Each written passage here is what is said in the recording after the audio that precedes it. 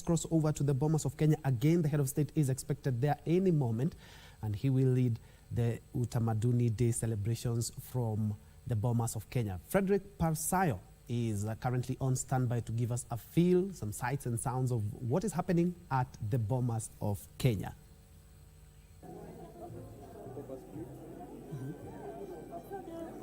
Well, a very good morning to you. Like you've said, we're coming live to you from Bomas of Kenya, where Kenyans of different walks of life, drawn from different counties, are congregating here to mark this year's edition of Utamaduni Day.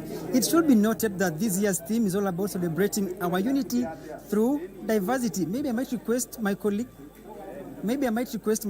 to pan to the better left side of this place for our viewers to have a better understanding. These are just but some of the congregants who are drawn from coast, and they are here to showcase the cultural diversity and cultural practices and beliefs of the people from coast. And they've also interacted with people from Rift Valley. However, right now they have gone back to their villages after having their refreshments. But we shall talk to them later. But this year's celebration is all about public engagement, street fairs, and food festivals. So that is what we expect from this year's edition of Utamaduni. Something worth noting to our viewers, this day was formerly known as Moi Day before it was scrapped in 2010 following the promulgation of the Constitution.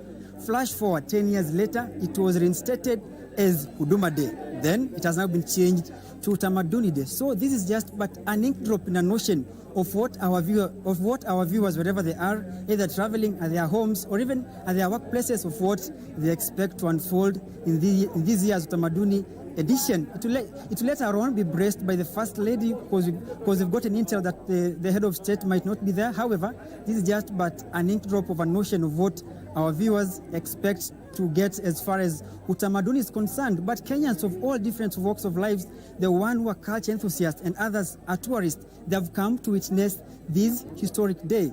So back to you, Ben Troy. We shall give you subsequent updates in case of any developments.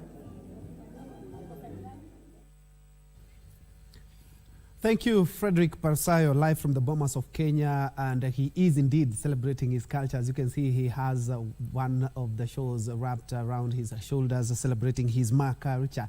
But he's not the only one there. We also have Kamche Menza, who is still at the other end of the Bomas of Kenya. Let's find out what is happening there.